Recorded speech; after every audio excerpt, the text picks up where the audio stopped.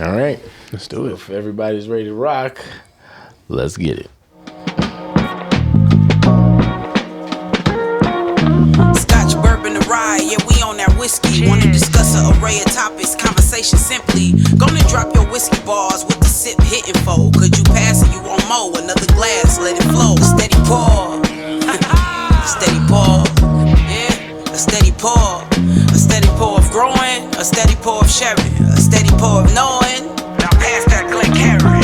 So pull up a chair, grab a glass, and enjoy a melanin-infused perspective with a whiskey twist. Yeah, yeah, a steady pour.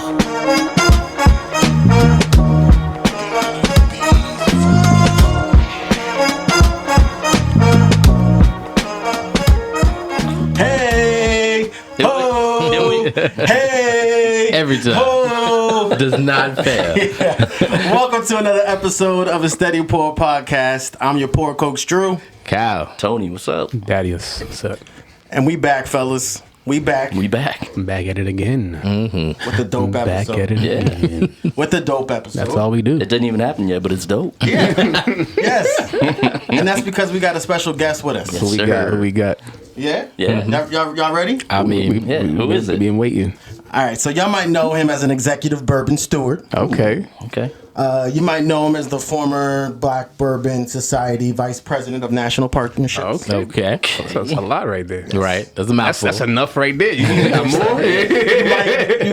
You might know him as the chief experience curator for Blue Run. Okay. Oh, we have an idea now. Okay. And if you talk around folks like we did when we was hanging out at a random bar in Jersey, Yeah. they were like, "Oh yeah, do you guys know this guy? He's quite such a dynamic individual." He did say that. You did. Exact quote. Exact quote. And you might know him now as the head of consumer experience at Coors Spirits. Okay. Moving on up. You might know him in the IG whiskey streets as Just Whiskey. Trey Wade, what up, buddy? What it do? What it do? Yes, sir. What's up, fellas? What's up? What's up? What's What's up? man? up? What's good, man? Before we get too deep in this, I just have to say, you guys easily have like top 3 intro songs in all of podcasts. Oh, yo, that's- Like, it's only the That's only fire. ones that I sit and listen to the entire intro. Usually, I like try to fast forward. I listen to every single time I listen to the whole thing. So you're- Appreciate We, you, we man. definitely appreciate That's how we that. play every We do the same episode. thing. Yeah. We vibe it. Right. Started after every episode. Start my morning listening to that. Get you hyped up. Somebody's gonna think I wake up to you guys' podcast. That'll be dope. That'll be dope. I was looking at your face as we were listening to the intro, and I'm like, if this is the first time he is hearing this intro, he is definitely like, wow, this is a pretty nice intro. Not the first time. I actually just listened to you guys last with Journeyman. I listened to that on like Wednesday or Thursday this week. Oh, Nikia's nice. the best. Shout out to Sober Bourbon Girl and Oh Chris, yeah, too. absolutely. It almost feels weird to like shout her out without shouting Chris out because like they're one that Right. He does Right. get forgotten a little bit, but I Chris is I the homie. almost feel like at this point they need to like combine. You know what I Yeah, mean? the bells. Because they have actually combined in their lives. Yeah, but true. like Yeah. at this point, you don't get really one without the other, That's true. and you really don't want one without the other. Yeah, because they're facts. both a fantastic duo. Absolutely. 100%. Yeah. I went to college with them, by the way. That's small. Don't worry. That's what's up. And we didn't know each other in college. Like we didn't kick it. Like we saw each other on campus. Mhm. But then I think they're like a year, maybe 2 years older than me. Mhm. But then I had an event here at my house. They live like Central State, like Raleigh, Durham area, Mhm. and I live in Charlotte, so it's like a 2.5 hour distance. And had an event here in Charlotte at the house, and they came to the event at the house. I'm like, dang, I think I know y'all. Like, I think I know y'all. And she's like, yeah, we went to school together. I was like, oh, come on now. It's a small world. That's dope. That's what's up. That's fire. Yeah. So Trey, I mean, we've definitely been wanting to get you on the podcast. We know we met with we had Mike on the podcast before with us. Yeah. We had a dope time. We actually had him twice. Mike's the homie, man. Yeah, Mike's the homie. Shout out to Mike. You know. And we saw you a couple times. We saw you at Black Bourbon Run. Yes, sir. And also at the Blue Run Gala. He's running. Yeah. And I'm sure there'll be many more other experiences because man, you everywhere. Everywhere. For real. Indeed. Just saw him at the Derby. Was that? Yeah. Yeah, you guys are all over the Last place. week was Yeah. bonkers, Man. crazy. I still don't know if I've recovered yet. One of the best derbies, best derbies. I feel like I've heard people from Louisville say the same thing. Like, Oh, wow. that was my 4th time being the Churchill Downs, 3rd time to be a derby. And like this one was just, you could just feel it in the air. It was special. And then it was an amazing race. Like, Oh, nice. you don't typically get a photo finish like you did at Derby this year in the actual Derby. So this was it's a good year. It's pretty That's good. what's up. You're missing out. One of these days we gonna make it there. Yeah. Yeah, same time every year. First Saturday of May every year. So it'll be there. Nice. Okay. Now, you're often described as a Renaissance man, right? And you have and as I mentioned before in the intro, someone described you as a dynamic individual. So out of all of that, how did you land on whiskey enthusiast, I guess, being more on the front end, maybe more forward with it? Because that's your career now in terms of being in the whiskey space. So how did whiskey become the one that you really wanted to focus on or thrive on, or did you just fall into that? You know what? I feel like when I first started telling this story, it felt pretty unique. But as I meet more people and continue on this whiskey journey, I feel like I got into the space the same way that most people got into the space, like professionally. I kind of drank my way into it, right? You know what I mean? Like, it's one of those things where it's like, the word intoxicating can be dual meaning, right? Like, obviously it's alcohol, but then too, the culture, the people, the experiences that get attached to it, like it just pulls people in, right? Like, even if Nikki is a great example. Like, I'm probably gonna bring her up a couple of times. She doesn't drink, but the history behind the whiskey, all of the diversity in the spirit, all of the education that you can get, the communication. I don't golf. Like, this is my golf.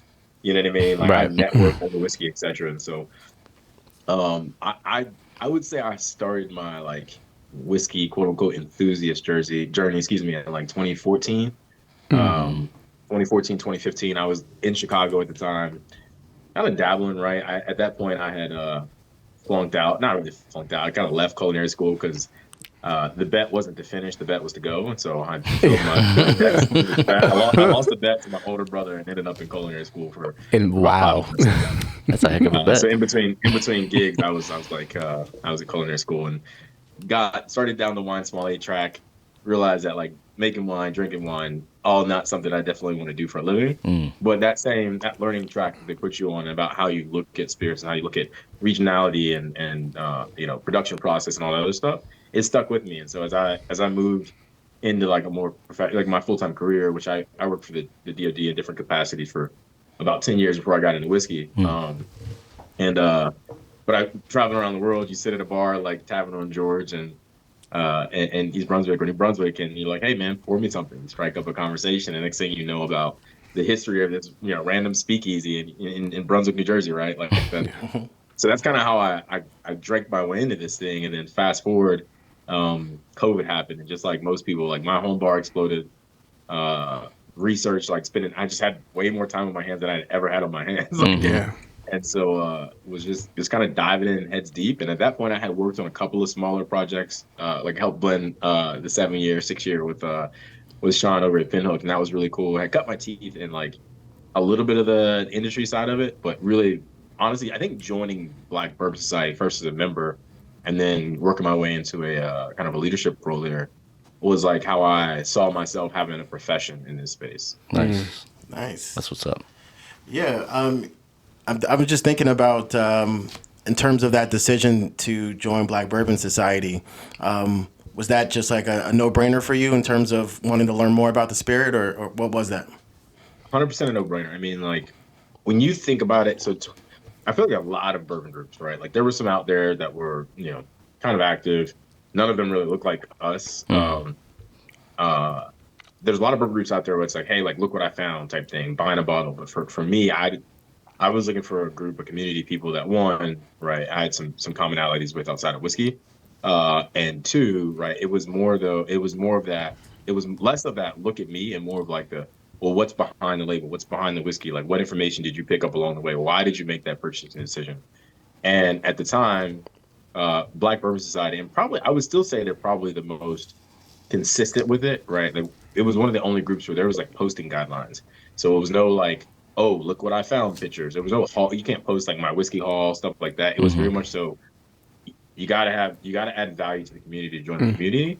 And like to go from when I joined in 2018, there was, I think we had like 4,000 or 5,000 members, and then by the end of 2021, we had nearly 30,000 members. Wow. So like it was a fast growing experience that I got to be a part of, right? Like I was in that early adopter because it started in 2015, 2016. I was in that early adopter group that like joined in, and then fast forward, we had a bunch of newcomers, and so I got, I had the opportunity to help build out some of that structure alongside Samara Davis, the founder, and the rest of the executive team.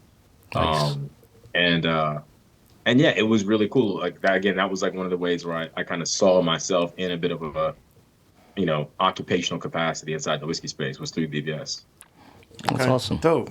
Yeah, we got to meet Samara at the Blue Run Gala Yeah, shout out to that Drew and I went to. She's awesome. That was dope. Nice. Salt of the earth, man. She's like a big sister to me. She's great. Yeah, we're hoping to get her on the podcast. I know we talked to her about it back there in the Blue Run Gala. We were asking her to drop some whiskey bars. If, look, one or two more whiskeys and she might. Yeah. She's like the most cultural person I know. Like she from LA but went to FAMU, so she's got like that West Coast swag and then the East Coast HBU swag, and then she lives in Atlanta, so she can bring Bring some heat. Like she is a one woman cipher. Like, That's awesome. hilarious. Yeah, I saw that she was a FAMU alum, and I was like, oh yeah, that's the culture. Yes, absolutely. That's what's up. Well, hold on. Before we get too deep into since you started so early on, I got to ask, because we asked everybody the same question. What was the whiskey for you that made you really like lean into whiskey? Get it. Is he going to get it? Oh, he's got it. He still has You it. know what's funny? So when I got this bottle, and this is the spring, this is the 15th, so I think this is the spring of 19 release, or fall of 19 release. So at this point, when I had this bottle, I probably had like 150 whiskey bottles. So like, I think I had already, it's safe to say I had already dipped my like half of my foot. Right. Right. He was, You know what I mean? I can't say toe. So Old Fizz 15, I got this, actually, speaking of my kid, we'll leave some of that in there. I got this bottle when my kid was being born. Oh, wow. Okay. In May of 2020 is when it was given to me. oh, nice. But someone actually dropped it off at the hospital, so I felt bad. I was like on my phone. Yeah, my wife is on the table in labor. Like my somebody's like, "Yo, can you come out into the parking lot and grab this whiskey bottle?" Because COVID, they wouldn't let, unless you were like there right for something, they wouldn't let you in. And even I had to like quarantine in and out, right? Wow. Like it was like, so I like went outside. I was like, my kid, my first child, Old Fizz 15, my first child, Old Fizz 15. Let me get that bottle real quick. right Quick detour. Hey, babe, are you hungry? Yeah. Like, it's a Panera right down the road. I'm gonna get us something to eat. There you I'll go. through the trash. And so I go get this, and this happens to be my desert island whiskey. So like I Wow. feel like for me, like this is because at that point I didn't. Even so, I've got a lot of whiskey, but the goal has never been to like collect whiskey. The goal was to try as much whiskey as I possibly could, right? And sometimes it means you have to invest in the whole bottle, right? And I can't nearly drink it as fast as I can accumulate it. And if I did, I wouldn't be able to function. Right. Correct. Be able to function. And so like this bottle, I would say Old Fizz 15 is the one that sparked this like enthusiast going crazy. Before this, I was just like whiskey curious. After this, I was like, all right, I gotta get serious. I need some more of it. So yeah. Now, that is a great answer, but not exactly to the question. So the question really is more of what sparked the whiskey curiosity, right? Back in the day when you first went. Yeah, it might be too far back. I might have to see what else is out here. Because I can attribute it to a couple of different things, right? Okay. So the first whiskey that I ever tried and I actually just like loved was actually a single malt, a Glendronach. Okay. It was a Scotch, right? And I was like, because like when you when you get into whiskey, bourbon is usually higher proof and super strong, right? In comparison to single malt, right? Yeah. And so like the first thing I ever gave you was like a cask from Old Forester versus an 85 proof unpeated Scotch, right? You're probably going to lean towards the Scotch, right? One, there's less alcohol there. Two, because that proof is down and you've got, you know, this cask finish, it's gonna have more flavor that are more familiar versus the like straight up 120 proof bourbon. Right. So Right. I kind of eased my way into bourbon from single malt, but very quickly transitioned, right? Like it didn't take me much than other stuff, but I would have to attribute it to like GlenDronach, and maybe Glenlivet, because like traveling at hotel bars, you sit down and like they've always got those. Right. Right. Always got those. That's interesting. So, That yeah. makes sense. Wow. Mhm. That, and then my lens at that time was heavier focused into wine. Yeah. And so I just had a familiarity with like your European production and stuff like that. So like Scotch wasn't, or single malt being the whiskey of the world, right? Like bourbon, we know bourbon, right? We're Americans, like we think that's like the dominant spirit. That's so far in second place, it's not even funny in comparison, and not from a quality standpoint, but from just like a Volume. quantity standpoint. Yeah. There's just exponentially more single malt in the world from every other country than there is bourbon, right? Gotcha. So yeah, so I think that's probably what triggered me into being like, I kind of like this whiskey stuff. And then bourbon, Jack Daniels easily was what like I was able to afford and then able to drink consistently enough to say I liked it. So definitely, Interesting. and I'm a squire now, so you know, fast Hey. Okay. That's what's up. So, how did you end up at Blue Run? Did you find Blue Run, or did Blue Run find you? Yeah, it's kind of both, right? So I shot my shot in a DM, true story. But it wasn't abnormal for me doing that, right? So I was as the VP of partnerships for Black Bourbon Society. A lot of what I did was solicit and steward and then manage the smaller up and coming craft brands. So I got an opportunity. So at this point, BBS was relatively established. Samara and her husband Armand had established some partnerships with the bigger houses, right? The Makers Marks, the Brown Formans of the world, and that's a lot for anybody to manage. Those relationships require, especially if you want to have a meaningful relationship with those larger houses. And it's not just a like, hey, we want a barrel pick. It's she's doing diversity trainings for their staff. She's doing seminars and speeches and staff trainings. And as they she was a part of the conversation when Rebel Yell went from Rebel Yell to just Rebel, right? A lot of the work that she does, we end consumers never see up front, right? We only see the end product of, and that's as you see these brands evolve. And so that's the majority of her time is consulting for these brands and advocating for diversity and inclusion practices to be better at these places. But we would get solicited all the time, like, hey, like this new brand popped up. We'd love for you to guys try our product. We'd love to engage with your community, etc. And so I came in to kind of steward those. Now, it was probably because I'm relatively selective in terms of like people that I go out and spend energy with. It was probably like 93% of the time I was just taking inbound. People were like hitting us up saying we want to be on your podcast, whatever have you. Like we did some online programming throughout COVID and beyond. And then about 7% of my time I'd be out there like who's catching my eye, what do I want to learn about, etc. And Blue Run was for like from the very first post in August of 2020. I was like, I like what they got going on. I really like what they got going on. Very little information was online at first when I found out about them, but I shot him a note and said, I really love the brand aesthetic. Can't wait to see what you guys do in the space. And please do stay in touch if you ever want to work with Black Bourbon Society. That was the message surmised that I sent to Blue Run Spirits on Instagram. Wow. And so what I did not know at the time is that they had already had a awareness of Black Bourbon Society. Samara and I were mentioned in their investor deck, and Black Bourbon Society was mentioned in the investor deck when they were getting people to buy into Blue Run to invest to help start the brand.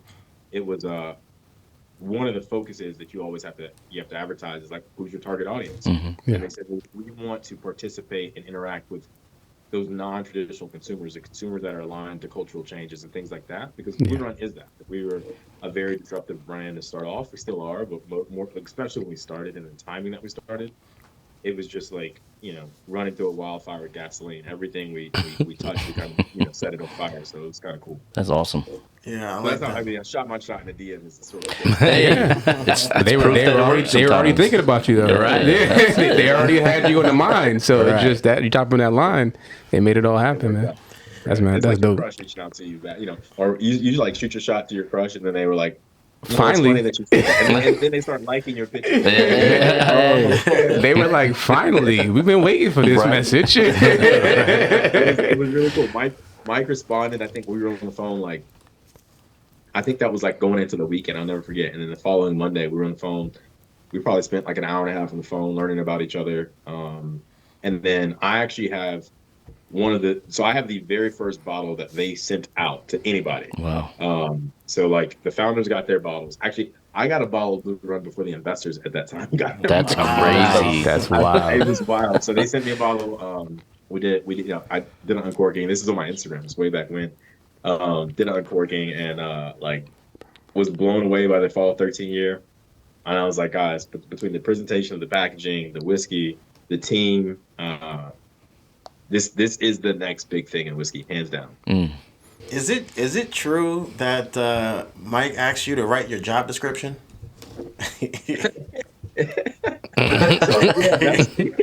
That's so funny. Did he? I can't believe he told you that. We can't tell you where our sources. I know exactly where. So this is really funny. Yeah. So look, at this time, look, I got a full-time job. Like I got to make some money. I'm doing something else. Blue Run, founders, very, very tight team of people that also are working on other gigs, right? Mm-hmm. And I was asked to join the team. I was asked like, hey, if you were going to work for us, what would you do? Really early on. I'm talking like still in 2020. And I was like, no offense to you guys or anybody else. Right now is not the time for me to quit my job. You know what I mean? I got a full-time job. I just got a, newborn kid, all this other stuff. I'm like, I'll invest. I'll be a part of that cycle, and I'll consult, which I did for a while.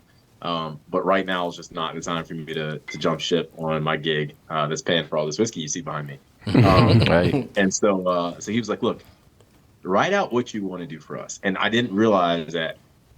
And so for me, I'm one of those people who always interview, right? Even if hey, that's not the job for me, it's never a waste of time to have a conversation with somebody who might have an opportunity for you. You never know when it'll line up. Mm-hmm. Yeah. 100%. Like who knows? You can turn into the chief experience creator, right?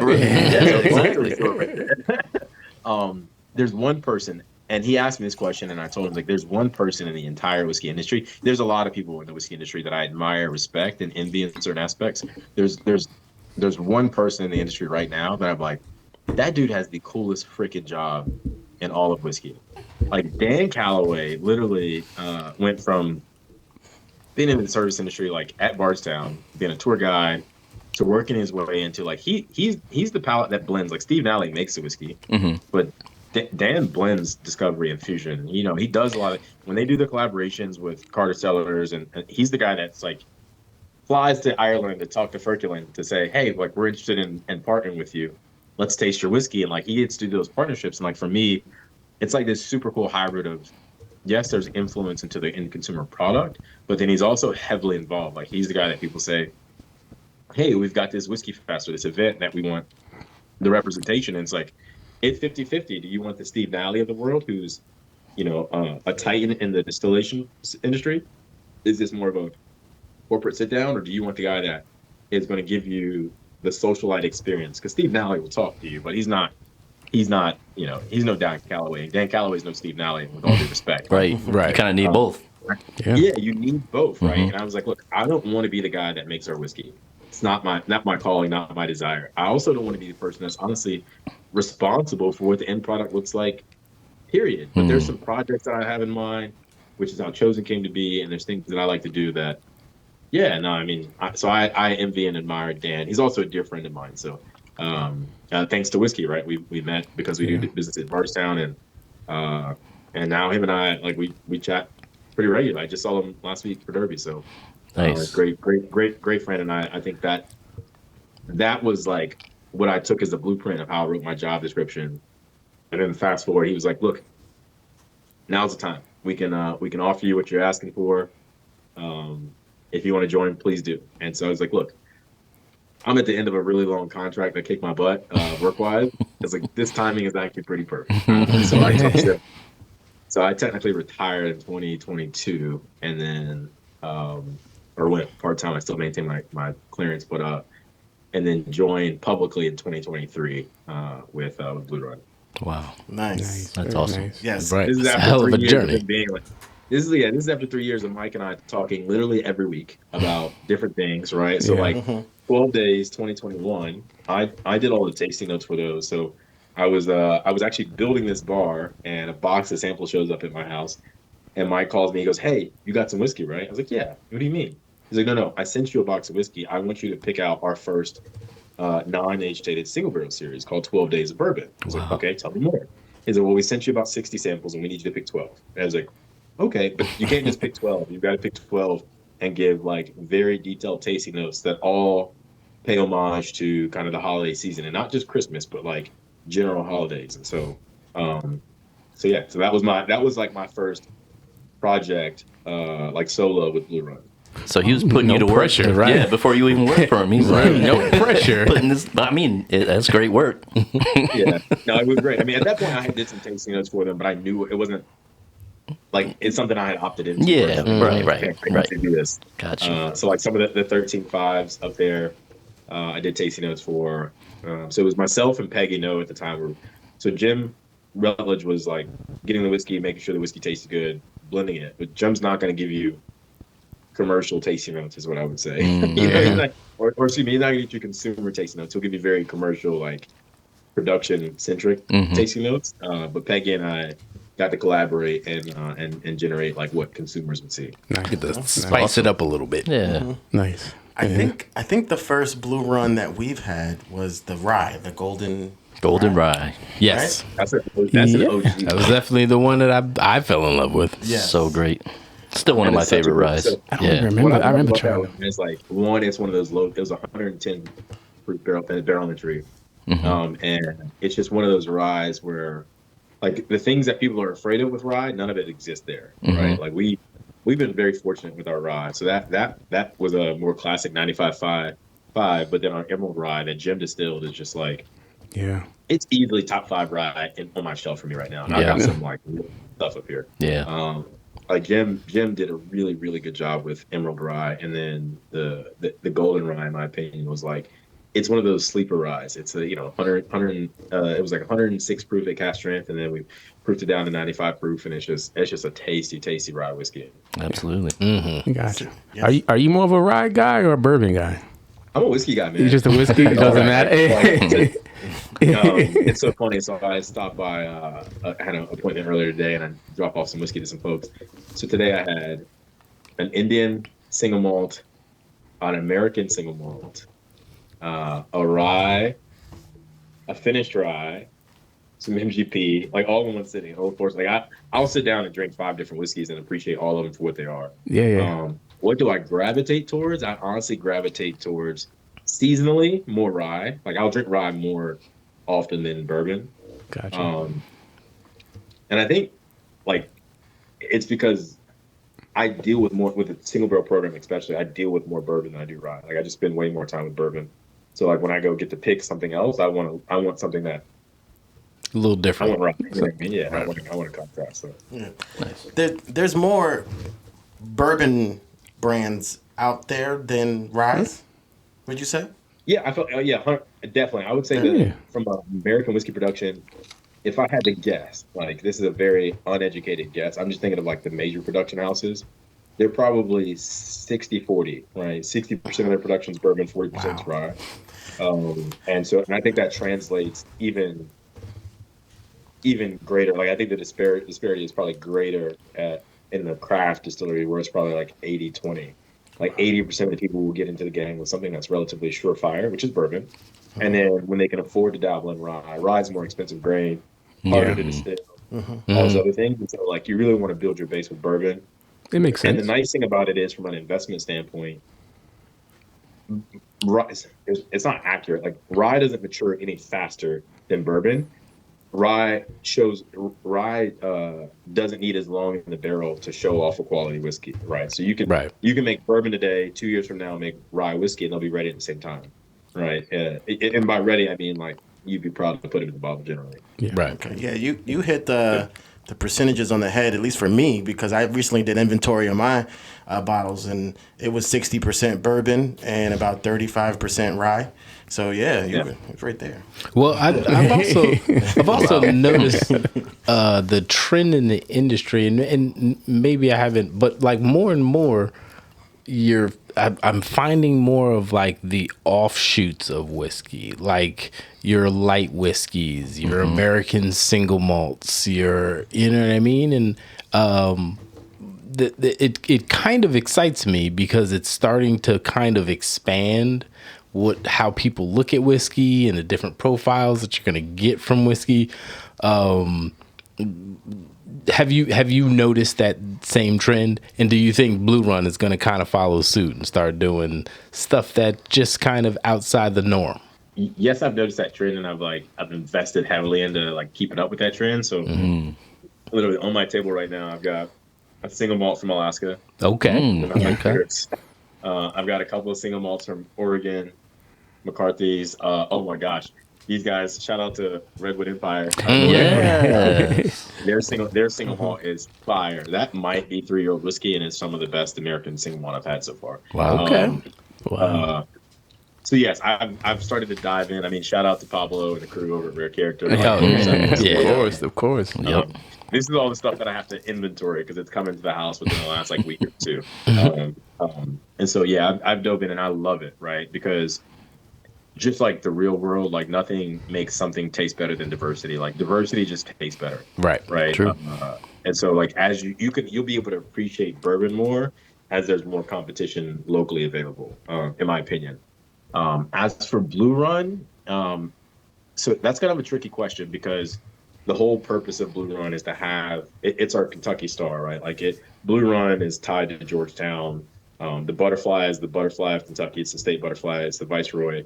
Like I don't know if that particular brand in our portfolio, which is really nice post acquisition to have a portfolio, will deviate too much from like being somewhat of a purist brand, right? Like you'll notice we've never done a finished product in Blue Run, right? And you'll notice that like we primarily do cask strength or like medium proof whiskey. We're not going to shoot 130s. We're not going to shoot 90s all day. We're going to shoot right in the middle.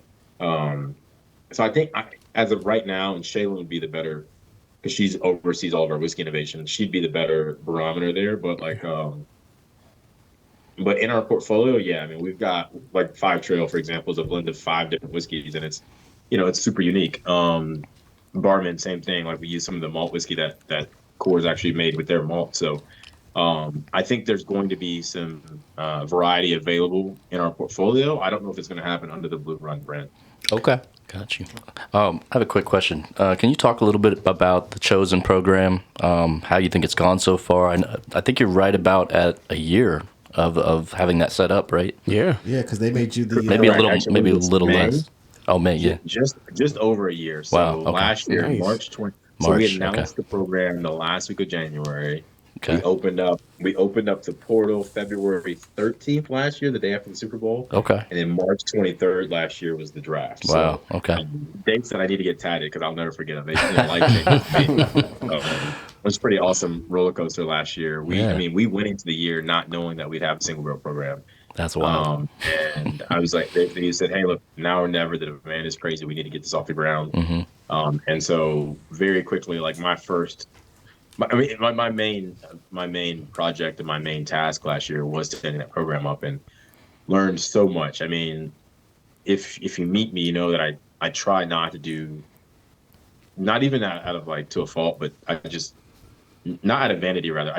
If somebody's doing something, I try not to copy and paste it, right? So like, I try to take whatever exists and just take it to the next level in any capacity that I can. So Chosen for me was my baby, it was my brainchild. I've got a notebook in there with just scribble and just like, it's like, oh, this could happen. And I've got probably 400 or 500 notes on my phone of like what this thing could look like. And it was a part of my my job description is like I want to create the most experiential based private barrel program in that I've got the opportunity to experience and that other people do as well. And so it's going well. I mean, last year was a very like in general, this past 16 months has been very high paced, very transitional for Blue Run in general, going from a startup business to like implementing a bunch of structure, growing like January 1st last year, we had 0 people in our sales team. Like literally 15 months ago, we had 0 people on a sales team. So, you know, this brand is one of the fastest growing brands in the industry right at the time. And in fact, we have no sales team. We have nobody on the street selling our product. And it was just all social media, word of mouth type thing. So at the same time that I'm coming on board, we're hiring salespeople.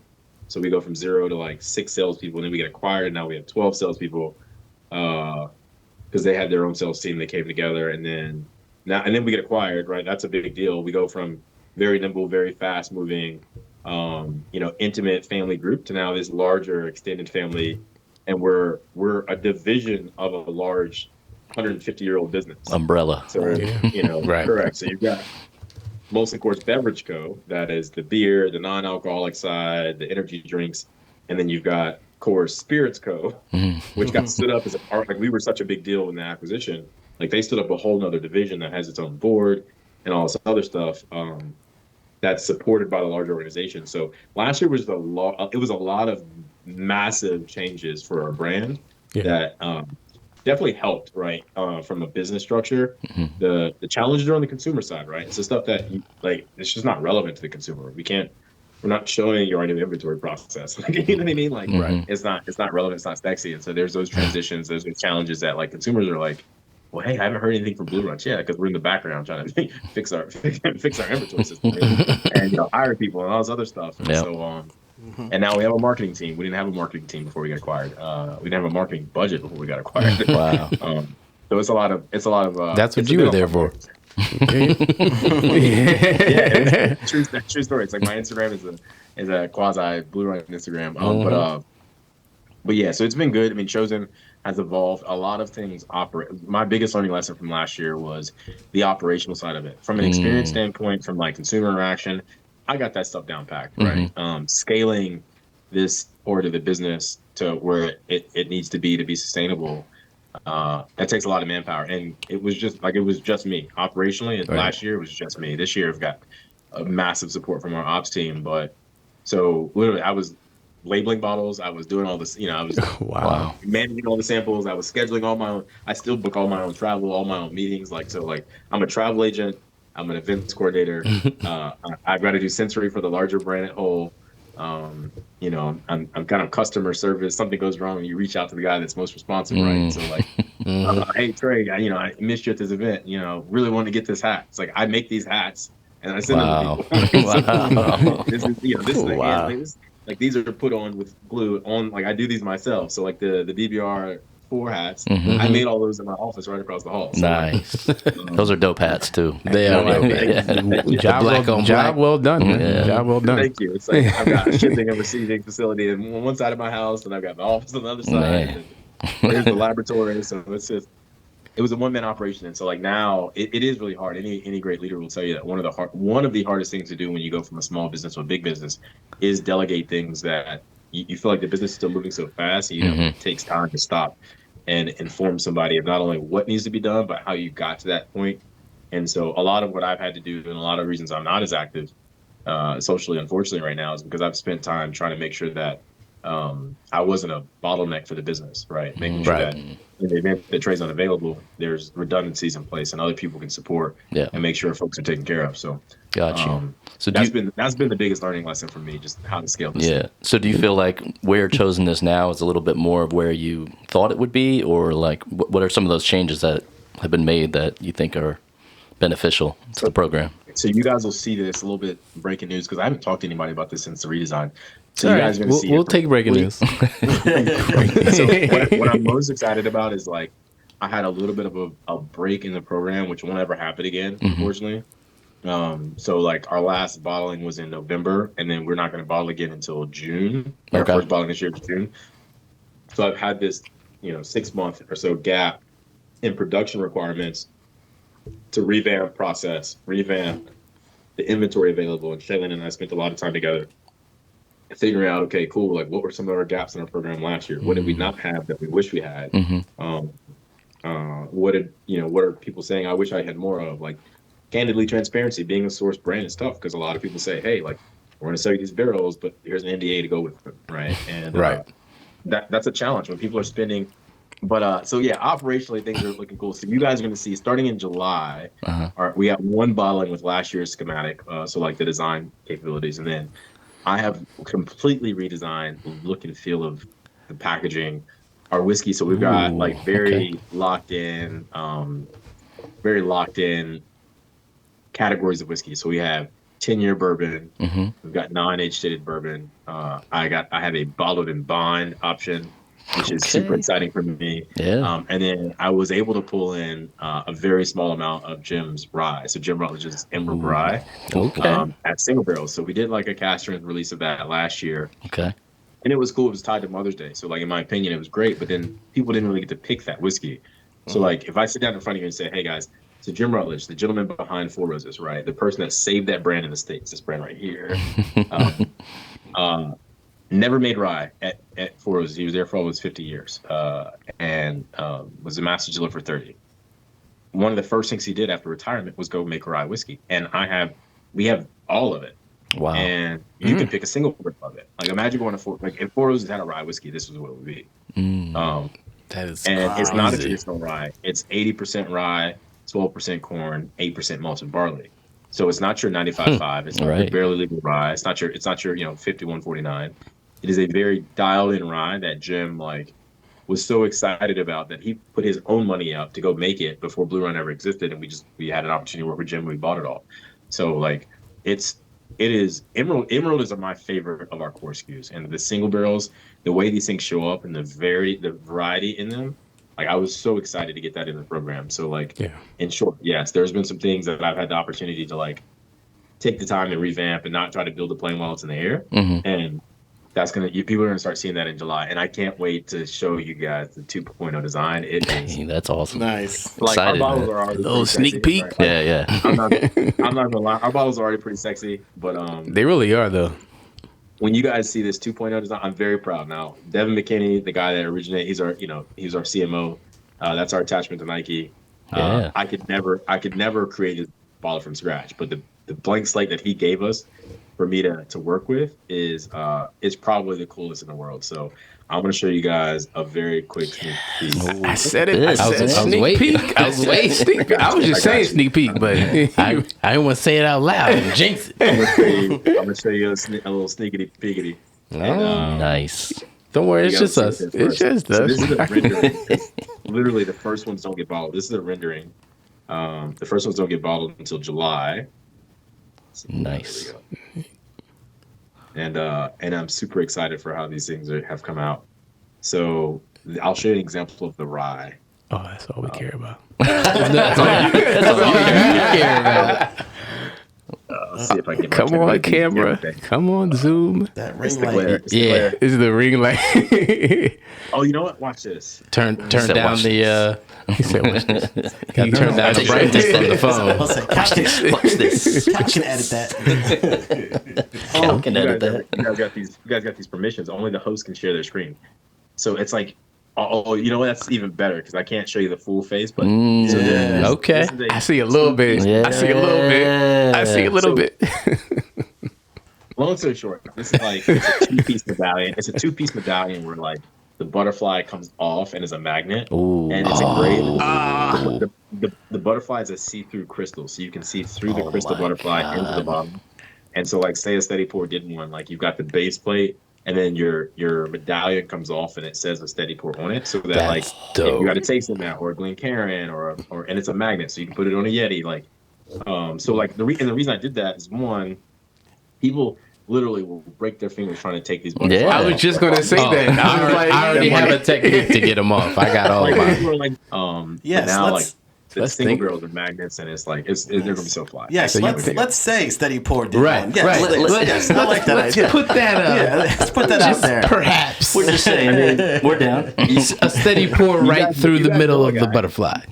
You you guys know a guy, so Yeah. we know a few guys Yeah, now. that's right. Yes, We know a couple of guys. Oh, We're right. getting and then so it was that like so as you guys see, I spend lots of money on whiskey. Like maybe 5% of this whiskey in this room was sent for me, right? Like the rest of it, I go out and spend my hard money on. I was really struggling last year. $1.99 for whiskey. That some of it was well aged, some of it wasn't. But like that price point, like was always one of the biggest challenges for me. And so, like one of my first acts of business when we got acquired was like, guys, I need this operational efficiency to help me bring this pricing down. Right? Like our barrel prices are ridiculous. Our glassware is ridiculous. All of these things. And so, like I probably spent the first 90 days of my existence at Coors doing a bunch of HR stuff and figuring out how I get our pricing down. So this year, our price point went from $1.99 to $1.29. That's So, huge. like, yes. that's a massive jump in the right Wow. direction. That is massive. And I mean, and I still think like if we could get down to like the 119, and if you do, there's some options like our chain accounts, like the big accounts that will do bulk barrel, they'll do a lot of barrels or a big blend. We're able to offer them a little bit of a concession and just from a volume standpoint, but like our baseline price is $129 for all of our rye and any whiskey that's 9 years or younger. Any whiskey that's 10 years or older will be age stated, like on the bottle, and it's $169. So you can get a 10-year single barrel for $169. That's not bad in either. a blue red bottle. Like that's way better than $199 for age stated whiskey that was like 8, 9 years old. Right? So like, so that was so I'm super excited for. We're calling it internally Chosen 2.0. I think I'm optimistic that I think consumers will see that it's a massive jump in the right direction, and especially in today's industry and economy, for people to get super high quality whiskey presented in a way that's never been presented before, at a much more competitive price than it was last year. So Nice. That's awesome. Yeah. A better It's great to product hear. at a cheaper price. You cannot go That's wrong. great to hear. I agree. You can't go So wrong. that's one of the benefits of being acquired, man. Molson Coors has, they're not they're Right. not trying to make payroll every quarter, right? Like, Right. They got a little bit of money to burn. They want to make that profit, but they can take some chances. I mean, and it's a volume thing, right? Last year it was very small, like so we had to hit the same number with fewer barrels. This year, quantity of barrels hasn't gone up. It's just we've got a portfolio. So whereas Blue Run doesn't have to do as much, we've got a product called Barman. That's a $34 bottle. It should be in every bar that sells a Coors product in the world, like readily available. Where Blue Run, higher price points and situational pour, right? Not everybody goes and buys a $90 bottle every day. Right. But $34 bottle, you'll make old fashioned with that 3 times a week. Right. Nice. It's a good point. It's a great point. So I don't know if you noticed, Trey, that we have Trifecta blend right here. I saw that. That's what I started my night with. That's the gold winning Trifecta, by the way. That's Yes, right. exactly. Congratulations. Congratulations. Delicious. all that goes to Shaylin. Shaylin is she is one of the most talented people I've ever met. Period. But then in the whiskey space, like her palate is so dialed in, and her sensory is so it's like there's a few people that I don't say challenge, but I'm like, are you sure that's what's going on in there? Shaylin never a question. She is literally medically diagnosed, or not diagnosed, but classified as a super sensor, right? Like she can smell, what you ate yesterday for breakfast. So That's got to be a gift and a curse. It is, because it's so funny. Like we were at a banquet a couple years ago, and the meatballs were great. There was just a lot of garlic in them, and I was like, I can stomach that. Like I love garlic. Shaylin was like, I can't even eat this. Like, Wow. it's so foreign to me. I can't even eat this. And I was like, poor you. I'll take it. I'll take it. I will eat that. I will take the garlic all day long. So Wow. it's like it's so overpowering for her that it's like it's almost like a gag reflex type thing. So What I thought I found interesting was I had a hard time finding Trifecta blend, the past year or so in liquor stores. But then as soon as you guys went double gold, all of a sudden I started seeing it on the shelves Everywhere. so yes, it's an allocated item. So I think we only produced like 6,000 bottles of it. But when you're a small brand, you've got to kind of prove yourself before distributors take risk on you. Even with all the success that we've had, even with the acquisition, like we'll still release something, and there'll be slow adopting markets. Like there'll be markets that say, hey, like sure, we'll bring in a few cases, and then when it wins double gold and that marketing blows up behind it, They're like, send us a pallet. And I'm like, well, you get a few more cases because we don't have a pallet. Like, you know what I mean? Like, but so in the instance of Trifecta, so one, we'll never do it. Like, it's that whiskey's gone. Like, we essentially, Shaylin essentially had some lots of 6, 8, and 9-year-old whiskey that she really thought would work well together. She blended them, we bottled them, and it's gone. Like, that whiskey no longer exists in our portfolio. And so what is out there? So I think we still have a bit more in like our inventory that states can order, like distributors can order, but it's not very much. And I think now, like, honestly, I'd be surprised if it makes it through like the next 45 days. Now that Double Gold's out and some other stuff is coming too, so it's pretty cool. And it's delicious. Awesome. I mean, it's our big bold Bad Daddy Kentucky straight bourbon blend, right? Like Yeah. It's all of that. Yeah. It is a trifecta. All of that. Chance to experience picking a barrel at Black Bourbon Run, and that was Hands down my favorite one. I will say, right, like due diligence when you're a 15-person company versus due diligence when you're a 15,000 person company is a little bit different. I don't know what they're doing down there in Tennessee. Well, Wow. So I prefer source Dickel than Dickel from Dickel, right? Like, Wow. That's funny. What experiences, I guess, would you recommend whiskey enthusiasts or different, whether it's whiskey events or festivals, that you say like they gotta maybe try at least once or maybe all the time? I don't want to miss. I don't want to miss the crew plus Trey. Absolutely. We love it. Well, that concludes this episode of a Steady Pour podcast. Make sure you follow on Facebook,